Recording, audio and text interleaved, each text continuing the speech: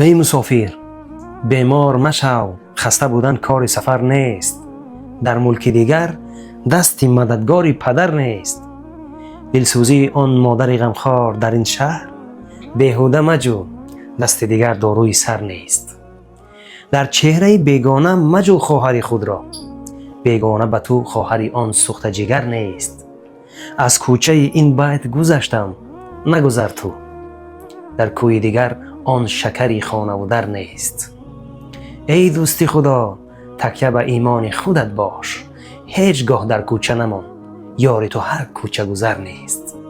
دعایت میکنم بیمار مشو در سفر ای فرد مسافر، که این ملک دیگر خانه پر مهر پدر نیست.